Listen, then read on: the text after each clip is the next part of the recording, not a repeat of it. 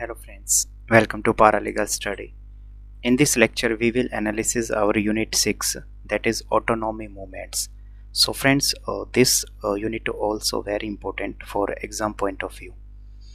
So let's start with the introduction part, that what is meant by autonomy movement. Friends, autonomy movement are collective mobilization of people in a region or across regions with the aim of getting autonomy to their region for managing their economical, social, cultural and political affairs. The movement in a region of a state for rearrangement of the federal relation between the region and the state is also called the autonomy movement, and such autonomy is demanded for creating an administrative device such as the regional, district or territorial councils. देखो रटे ना friends, autonomy movement का मतलब क्या होता है? Autonomy movement का होता है collective mobilisation of the people. इसका मतलब सिंपल सी बात है, जब कुछ लोग संगठन के रूप में मीन्स कलेक्टिवली एक साथ आगे आते हैं किसी रीजन में, है ना, किसके लिए? वो किस चीज़ की डिमांड करते हैं? वो अपने इकोनॉमिकली, सोशल, कल्चरल और पॉलिटिकल जो अफेयर्स हैं उसको वो मैनेज करना चाहते हैं। ठीक है। दूसरी चीज़, वो एक रिलेशन एस्टेब्लिश करना चाहते हैं between the state and the regions. कैसे? वाया रीजनल, डिस्ट्रिक्ट और टेरिटोरियल काउंसिल्स। इसका सबसे बढ़िया एग्जांपल मैं आपको बताता हूँ। जैसे जो नॉर्थ ईस्टर्न स्टेट के जो लोग हैं, जैसे फॉर एग्जांपल असम, मेघालय, नागालैंड, वहाँ पे क्या होता है फ्रेंड्स, बीच बीच में ना कुछ जो वर्ग है, जैसे जो पहाड़ी में जो लोग रहते हैं, हिली एरिया में जो ट्राइबल, हम समहाउ उनको ट्राइबल भी बोल सकते हैं, तो वो कई बार ना कहते हैं कि गवर्नमेंट हमारे काम में ज़्यादा इंटरफेयर ना करे और हमारे यहाँ पे जो रूल हो ना वो हम खुद अपनी टेरिटोरियल या तो काउंसिल्स हो या रीजनल या डिस्ट्रिक्ट काउंसिल्स के रूप में वो अपने कल्चर, अपने लैंग्वेज, अपने इकोनॉमिकल, सोशल, पॉलिटिकल अफेयर्स को मैनेज करना चाहते हैं। इसीलिए उनकी ये डिमांड उठती है। सो ये एक बहुत ही ब्यूटीफुल है, मैंने आपको पूरा अच्छे से एक्सप्लेन किया है कि ऑटोनॉमी मूवमेंट होता क्या है। तो ऑटोनॉमी मूवमेंट का मतलब ये collectively mobilisation of the people in any region, वो किसी भी रीजन में हो सकता है। ज़्यादातर जो एग्जाम्पल मैंने अभी जो दिया वो नॉर्थ ईस्ट का ही क्यों दिया है, क्योंकि वहाँ पे ये ऑटोनोमस मूवमेंट हमें ज़्यादा देखने को मिलते हैं। ठीक है। सो ये एक इंट्रोडक्शन वाला पार्ट हमारा हुआ। अब आता है कि क्या कॉन्स्टिट्यूशन में is Indian constitution give any power related to the autonomy? तो आंसर इज यस। ठीक है ना। तो वही कॉन्स्टिट्यूशन, प्रोविजन एंड ऑटोनॉमी हम देखते हैं that India is a federal policy, India is a federal polity which has 28 state and 11 union territories including J&K, which converted into the union territory. Each of these state consists of the region which have diverse social, linguistic and cultural group and unequal level of the development. देखो 28 राज्य हैं, 11 union territory हैं और Jammu and Kashmir जो है वो अभी आपको पता है लद्दाख और J&K, जम्मू एंड कश्मीर दो अलग यूटी हो गई। तो टोटल 11 यूटी और 28 स्टेट हैं। और इन सब में क्या है, आप ध्यान से जब देखेंगे दैट ईच जो स्टेट है वहाँ का जो रीजन है वो बिल्कुल अलग है, लैंग्वेज, सोशली, कल्चरली, हर रूप से, इवन रिसोर्सेज और जो लेवल ऑफ डेवलपमेंट भी। आप जैसे कुछ एरिया में देखेंगे डेवलपमेंट आपको बहुत ज़्यादा दिखेगा कुछ स्टेट में, लेकिन कुछ स्टेट आपको ऐसे मिलेंगे जहाँ पे वहाँ पे गरीबी भी बहुत होगी। सो ये सब चीज़ें हमें दिखती हैं। ठीक है, एक बेसिक सी चीज़। And there are 3 list in the constitution which fall in the jurisdiction of the state and the union and separately which known as the state list, union list, and one unit is related to the both, that is the concurrent list. हमारी जो constitution है ना उसमें 3 list के बारे में दे रखा है। यूनियन लिस्ट में क्या होता है, that's in union list various subject is there, and in all these areas like defense, international relation, financing, budgeting, space, ये सारी जो वेरियस अदर भी, रेलवे, एयरवे, वो सब डिफेंस इसके रूप में आते हैं यूनियन लिस्ट में। तो उन सब पे क्या है, पावर मीन्स रूल बनाने का जो पावर है वो सेंट्रल गवर्नमेंट के पास है। स्टेट जो लिस्ट है उसमें आते हैं state subject in which state has the power to make the law. And concurrent list में क्या है, जब दोनों वेयर यूनियन एंड स्टेट है ना, दोनों मिल के क्या करते हैं, कानून बनाते हैं। सो ये एक प्रोविजन है। आगे the schedule 6th, especially the article 244 is very important. So Schedule 6 of the Indian Constitution, in which Article 244 has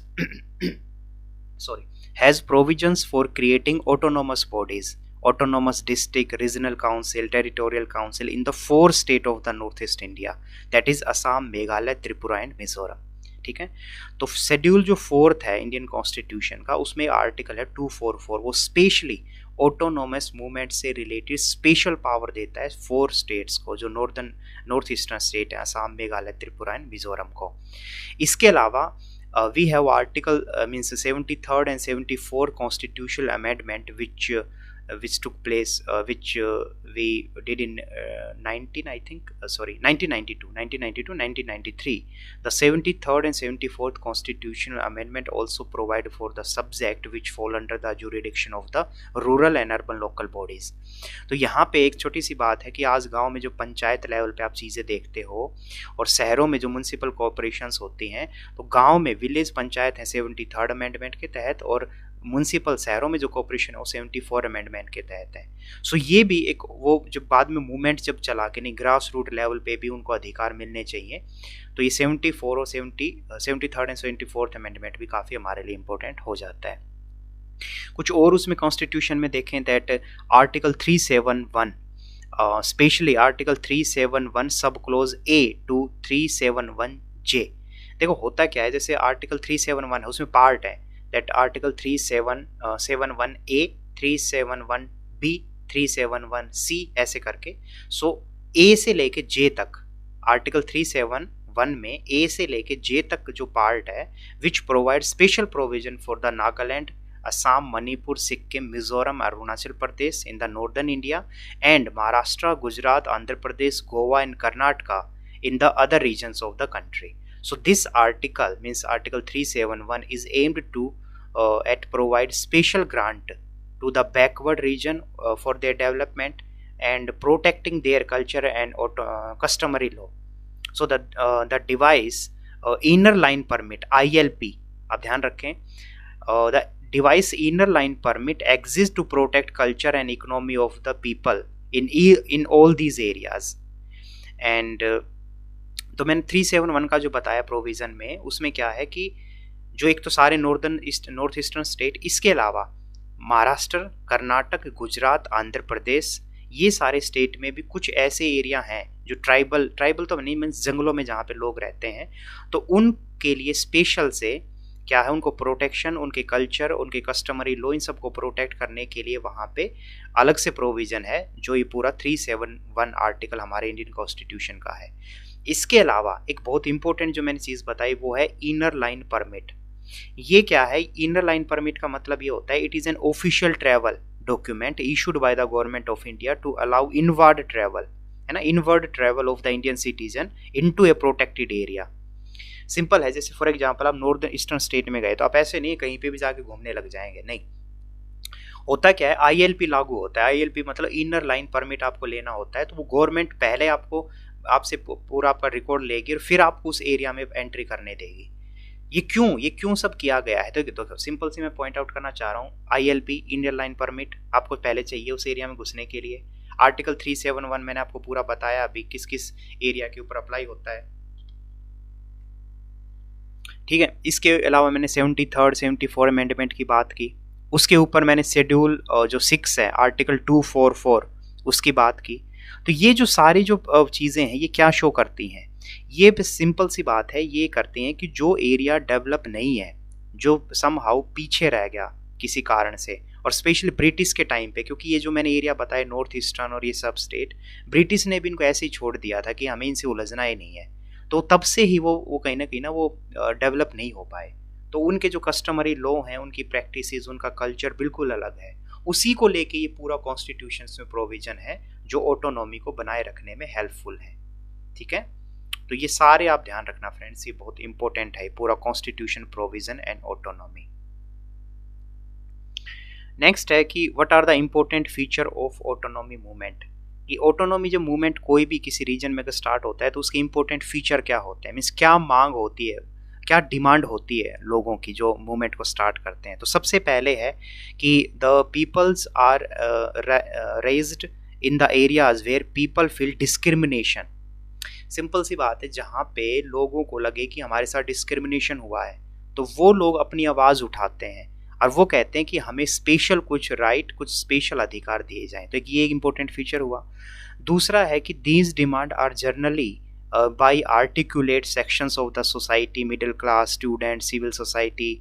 तो कई बार क्या होता है, पॉलिटिकल पार्टी जो है, स्टूडेंट्स यूनियन, इसके अलावा जो सिविल सोसाइटीज़, एनजीओ, ये सब भी क्या करते हैं, इन वर्ग को, मीन्स ये जो पर्टिकुलर जो मैंने कहा कोई रीजन है, कोई क्षेत्र है, तो वहाँ वो ये सब मूवमेंट करना स्टार्ट कर देते हैं। मीन्स नेचुरल उस पर्टिकुलर रीजन के लोग नहीं करते, लेकिन कई लोग अपना फ़ायदा करने के लिए या फिर इवन जेन्युइनली भी उनकी हेल्प करने के लिए student union, civil societies, NGO और पॉलिटिकल पार्टीज भी कई बार मूवमेंट को राइज करते हैं। ये एक अलग फीचर हुआ।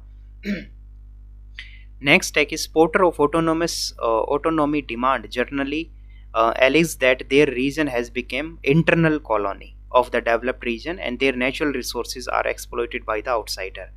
मीन्स ये कहते हैं कि हमारा जो रिसोर्सेज है उसको एक्सप्लॉइट किया गया है आउटसाइडर के द्वारा, तो इसीलिए हमें ऑटोनॉमी अब चाहिए ताकि हम अपने रीजन को, अपने एरिया को, अपने रिसोर्सेज को हम प्रोटेक्ट कर सकें। सो ये भी एक इम्पोर्टेंट फीचर है।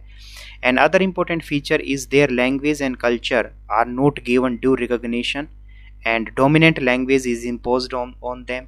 ये स्पेशली नॉर्थ ईस्ट में खूब देखने को मिला। जैसे बंगाली लैंग्वेज को जब उस पर इम्पोज किया गया, सेम किसी असमीज लैंग्वेज को किया गया, तो ये अलग अलग जो लैंग्वेज हैं वहाँ की, उन पर्टिकुलर लोगों ने विरोध करना स्टार्ट कर दिया कि हमारी लैंग्वेज को कहीं ना कहीं दबाया जा रहा है। ठीक है, तो वो एक ऑटोनॉमी को लेके इम्पोर्टेंट फीचर हुआ। इसके अलावा वो खुद का अपना जो ऑटोनॉमी है, मीन्स अपनी खुद की काउंसिल, अपने खुद के जो पॉलिटिकल डिसीजन, इकोनॉमिकल डिसीजन, ये सब वो डिमांड करते हैं कि हमारे खुद के वो डिसीजन हो। तो ये सब कुछ इंपॉर्टेंट फीचर हैं जो आपको ध्यान रखने हैं। ठीक है ना, जो ऑटोनॉमस मूवमेंट में आपको ये सारे फीचर्स जो हैं वो पॉइंट आउट करने हैं। नेक्स्ट है example of the autonomous movement. So सबसे पहला है state within the state, that is Meghalaya. देखो, इसको रटना नहीं है, इट्स वेरी सिंपल। आपको क्या करना है, that Meghalaya was formed in the 21 January 1972 by carving out of two districts from the state of Assam, that is the united I think Khasi Hills and Jaintia Hills, yes, and the Garo Hills। Simple सी हम बात करें कि autonomous movement का सबसे best example है मेघालय में। Means जो अभी आज का मेघालय है वो पहले असम का पार्ट हुआ करता, तो 19 बाद में क्या होता है 1960 के आसपास वहाँ पे मूवमेंट स्टार्ट हो जाता है, वही इसको ऑटोनोमस मूवमेंट आप बोल सकते हो। तो किस किस एरिया से, गारो हिल्स, जैंतिया और खासी, गारो खासी जैंतिया, हाँ ये एक ऐसी सीरीज में आप याद रख सकते हो। गारो खासी जैंतिया हिल्स के जो लोग हैं वो एक मूवमेंट स्टार्ट कर देते हैं और वो कहते हैं कि नहीं, हमें अलग से अपना स्टेट चाहिए। तो 1972 में असम से हट के, मीन्स कट होके मेघालय बन जाता है। ठीक है, so the Meghalaya was previously part of the Assam, but on 21 January 1972 the district of Garo Khasi Jaintia hills became the new state of Meghalaya. ठीक है, तो ये आपको समझ आया। आगे है that the formation of Meghalaya state, means कैसे ये फॉर्म हुआ। So for a reason part of the British rule, the tribal area of the northeast was part of the large East Bengal and Assam administration, and post-independent it was not until 1972 the Meghalaya gained statehood after a firm but largely peacefully agitations and the hill state movement। तो ये मैं already अभी just मैंने आपको बताया कि मेघालय जो है ना, पहले अगर हम बात करें तो असम का ही पार्ट हुआ करता, और जो असमीज जो लैंग्वेज है और बंगाली, क्योंकि वेस्ट बंगाल वहाँ पे था, तो ये सब डोमिनेट में थे। ठीक है, लेकिन बाद में ये मूवमेंट स्टार्ट होता है 1960s के आसपास, और ये डिमांड करते हैं कि नहीं, हमें अलग से एरिया अपना चाहिए, ऑटोनॉमी चाहिए। तो गारो खासी जैंतिया ये सब मिलके एक अलग से मीन्स एरिया जो है वो मेघालय को मिल जाता है, और इस तरीके से मेघालय की फॉर्मेशन होती है। So this is the best example of the autonomous movement. Next है friends, state from state separate state of autonomy. Bodo movement का क्या मतलब है? ठीक है, तो देखो इसमें क्या है, थोड़ा सा पहले समझो कि the context of the Bodoland movement.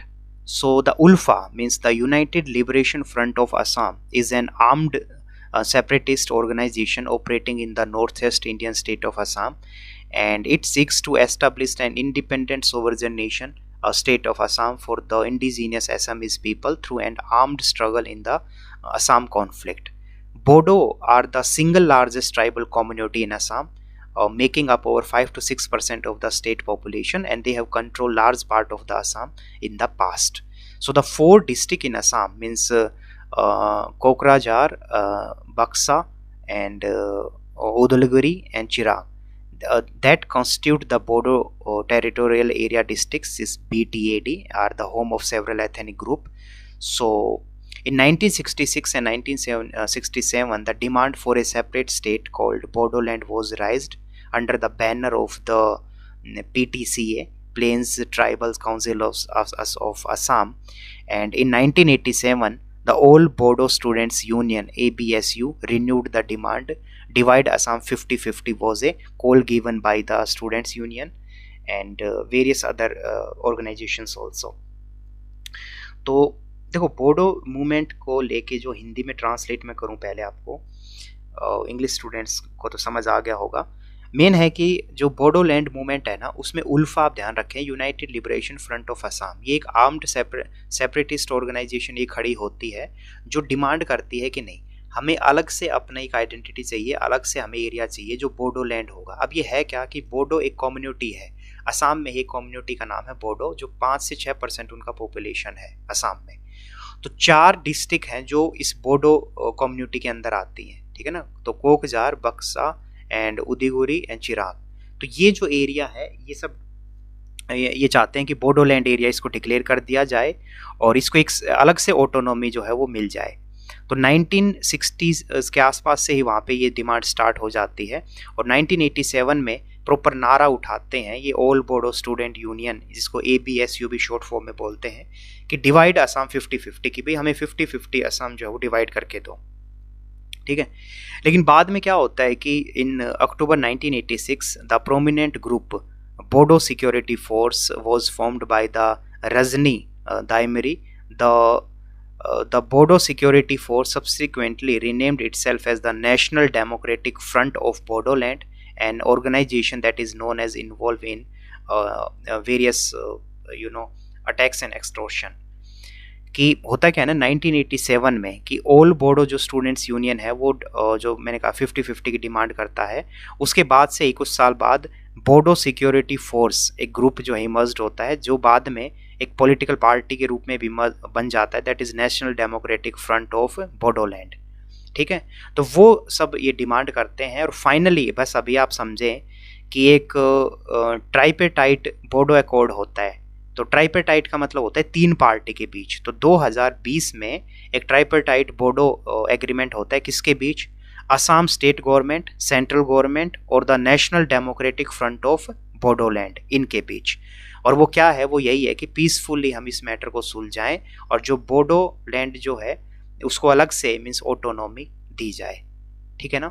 तो देखो अब आप कहेंगे यार ये तो नाम ये तो बड़े कॉम्प्लिकेटेड है। भाई बिल्कुल भी कॉम्प्लिकेटेड नहीं है, कॉन्टेक्स्ट को समझो। उल्फा मैंने बताया, the united liberation front of Assam, ठीक है, जो हथियार उठा लेते हैं, अलग से अपनी डिमांड करते हैं। फिर बोडो कम्युनिटी की बात की, 4 डिस्ट्रिक्ट हैं असम की जो बोडो कम्युनिटी जो चाहती है कि ये 4 डिस्ट्रिक्ट हमारे अलग से ऑटोनॉमी हमें दी जाए।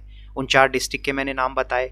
बाद में फिर ऑल बोडो स्टूडेंट यूनियन का मैंने जिक्र किया और फिर बाद में चल के एक प्रॉपर पार्टी भी बन जाती है जिसको national democratic front of Bodoland बोलते हैं, ठीक है ना। ये सब चलता है और फाइनली आके अभी 2020 में जो सेंट्रल गवर्नमेंट है हमारी BJP, तो वो अकॉर्ड करती है जिसको बोला गया है ट्राइपेटाइट बोडो अकॉर्ड, जिसमें 3 पार्टियां हैं। एक तो असम की स्टेट गवर्नमेंट है ना, सेंट्रल गवर्नमेंट, और एक ये जो बोडो मूवमेंट को जो रिप्रेजेंट कर रहे हैं, कौन, national democratic front of Bodoland. तो इन 3 के बीच एक एग्रीमेंट होता है कि नहीं, we peacefully resolve the issues and अब हम आगे से फाइट नहीं करेंगे, ठीक है ना।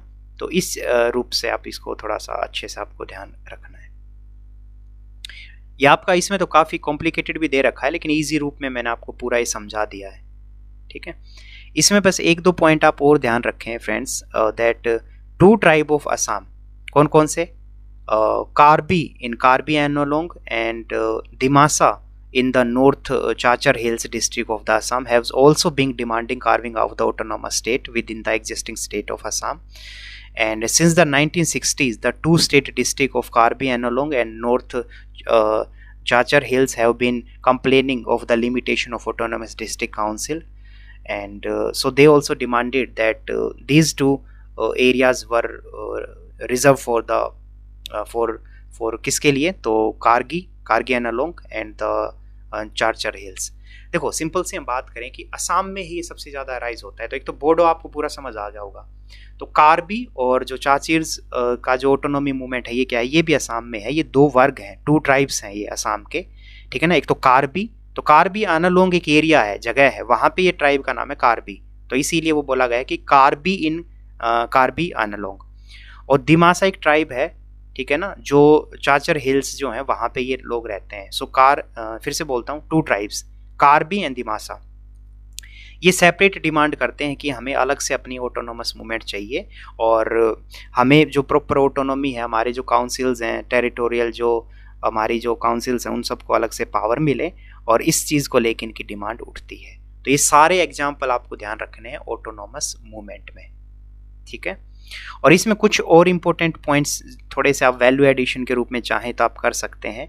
दैट कार्गी एनालोंग जो एग्रीमेंट है वो अभी 2021 में हो गया है, सेम जो बोडो हमने देखा था ट्राइपेटाइट मूवमेंट कोड, सॉरी, उसी तरीके से कार्गी एनालोंग जो एग्रीमेंट है वो भी साइन हुआ 2021 में, और जिसके तहत क्या है, जो कार्गी एनालोंग और कार्गी जो डिस्ट्रिक्ट है इसको प्रोटेक्शन और रीडेवलपमेंट की बात की गई है, और स्पेशल से उसमें ऑटोनॉमी दी जाएगी कार्गी एनालोंग ऑटोनोमस काउंसिल्स को, जो उन पर्टिकुलर जो दो डिस्ट्रिक्ट और ट्राइब की जो मैंने बात की आपको ऊपर जो बताया, ठीक है, कि एक तो ये कार्बी सॉरी और दिमासा, तो उन सब को वो प्रॉपर प्रोटेक्शन देगा, ठीक है ना। तो ये है पूरा हमारा autonomous movement, and it's very important friend. आपको थोड़ा ज़रूर ये लगेगा बट ये इम्पोर्टेंट है, और नोट्स अगर आप लेते हैं तो फिर आपको कुछ भी मुश्किल नहीं होगा, आप इजीली ये इससे आप पढ़ सकते हैं, नोट से बहुत इजी आपको पड़ेगा।